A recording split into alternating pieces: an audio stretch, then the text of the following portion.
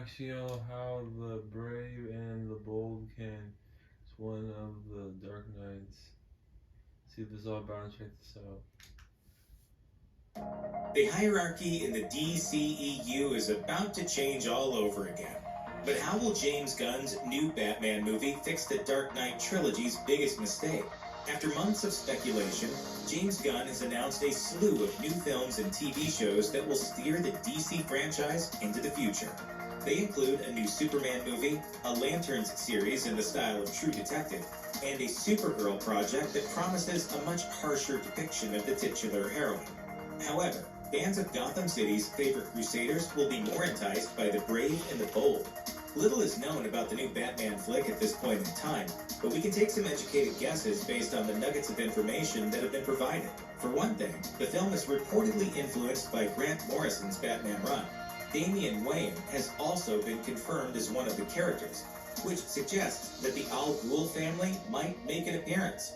And this is how the brave and the bold could be the perfect opportunity to right the only wrong in Christopher Nolan's Dark Knight trilogy. Many critics and fans agree that Nolan's Dark Knight trilogy is the peak of comic book cinema.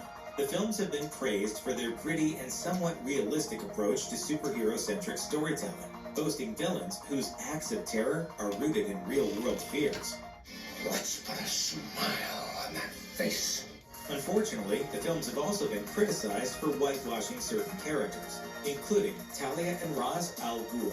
In simple terms, whitewashing means casting white actors in traditionally non-white roles. In the DC Comics, Talia al Ghul is of Arab and Chinese ethnicity. Ra's also originated from East Asia in the source material, though some stories imply that he's of Eastern Roman descent. Comic books retcon characters all of the time, but Nolan was clearly inspired by the Asian iteration of the Al Ghul patriarch. In Batman Begins, the eponymous hero meets Ra's in a Bhutani prison and later travels to Tibet to join his League of Shadows organization, where he receives his martial arts training. Of course, Nolan's movies aren't the only superhero projects to whitewash characters of color, but DC now has an opportunity to change that trend. With Damian Wayne set to play a big part in The Brave and the Bold, the filmmakers have a chance to rectify the mistakes of Nolan's Al Ghul family. In the Grant Morrison comics that have apparently influenced this project, Damian is the son of Batman and Talia.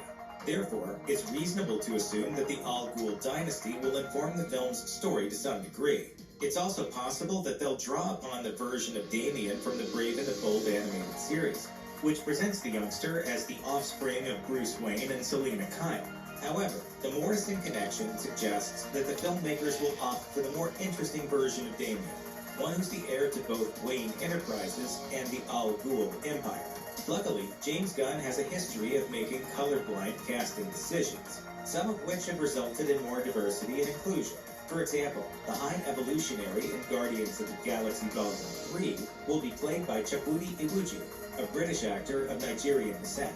The original comic book iteration of the character is depicted as a white gentleman from northern England.